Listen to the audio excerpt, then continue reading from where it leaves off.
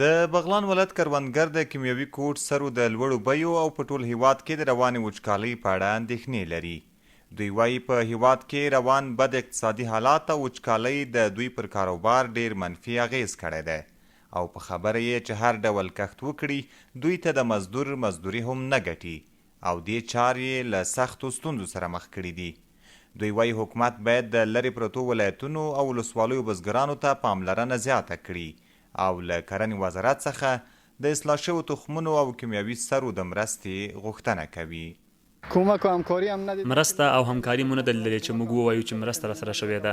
همدا اوس موږ د لوبیا لپاره دوا ته اړتیا لرو، د ګازرو دوا ته اړتیا لرو، د دوا شیندلو ماشین ته اړتیا لرو. کیمیاوي سرو خو پوهیږو چې بیه یې لوړه ده او د افغانستان عمومي اقتصادي ستونزې هم زیاتې دي.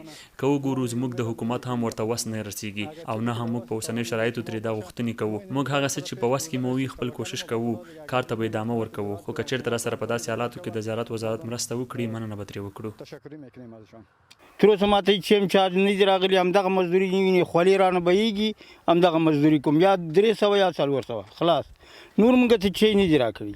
نه مځکه لرم، نه پټی لرم، نه پوله لرم، نه ښه لرم، نه باد لرم.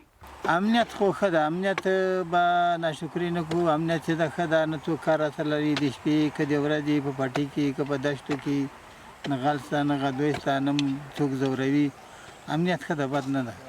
د بغلان ولایت د کرنې ریاست مسؤلین هم په دې ولایت کې د بزګرانو یادې ستونزې مني او دا هم وایي چې په څږنیو حاصلاتو کې د وچکالۍ له امله کموالی راغلی دی.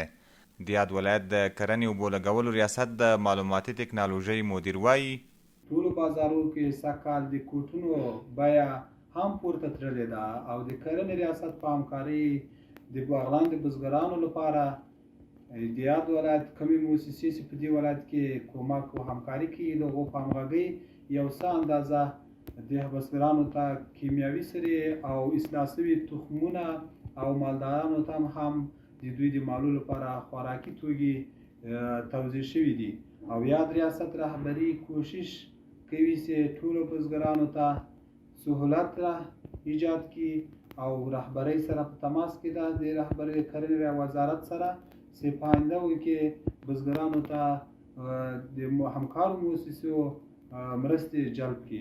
د افغانستان د 34 ولایتونو له ډلې بغلان د هغو ولایتونو په کتار کې راځي چې د اوبو له پلوه ډیر غني دی او ګڼ شمېر وګړي یې پر کرنه او مالدارۍ بوخت دي. خو په دې وروستیو کې چې په ټول هیواد کې وچکالي زیاته شوې ده د بغلان ولایت بزګرانو هم ویلي چې سږکال یې په حاصلاتو کې د پام وړ کموالی راغلی دی. عزت الله احمدزی CMG بغلان.